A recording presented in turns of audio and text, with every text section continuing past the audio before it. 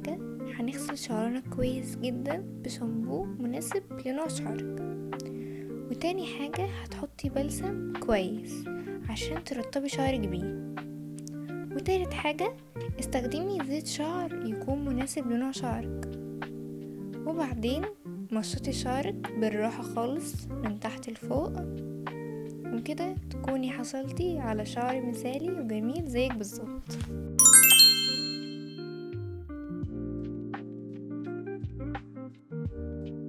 اول حاجة هتعملي تنظيف لبشرتك عن طريق انك تستخدمي غسول مناسب ليكي ايا كان بقى نوع بشرتك. وتاني حاجة استخدمي تونر، ومتوفر عندنا كلنا هو ماء الورد. استخدميه، عامة هو كويس جدا ورخيص، يعني مش هيكلفك كتير. وتالت حاجة استخدمي سيروم، انصحك مثلا بفيتامين سي. ورابع حاجة استخدمي مرطب خفيف ويكون مناسب لنوع بشرتك، ولا يكون تقيل ولا يكون خفيف عليكي. ولو هتخرجي استخدمي واقي شمس، وكده تكوني حصلتي على بشرة تحفة موت موت موت.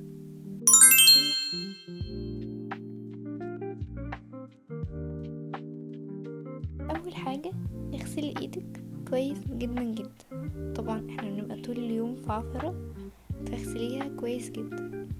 تاني حاجة هنعمل ماسك عسول يخلي ايدك تحفة خالص. يلا بينا نشوف الطريقة. هتجيبي معلقة نشا ومعلقة حليب بودر ومعلقة ماء ورد، وسيبيه نص ساعة على ايدك. ممكن تلبسي جلوفز سيليكون او جلوفز اي حاجة، ممكن ما تلبسيش لو مش متوفر عندك. وكده تكوني حصلتي على ايد عسولة موت.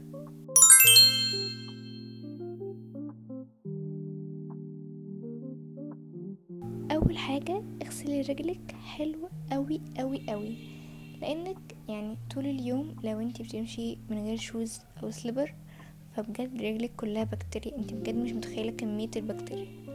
فاغسليها كويس قوي قوي. وبعدين حطي مرطب يكون خفيف ومناسب ليكي.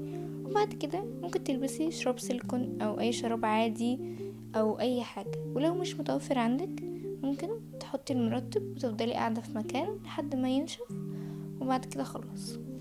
وممنوع تماما تمشي بدون شوز او سليبر. وبس كده تكوني حصلتي على قدمين عسولة جدا. في نهاية الفيديو حابة اقولك ان الجمال عمره ما كان بالشكل.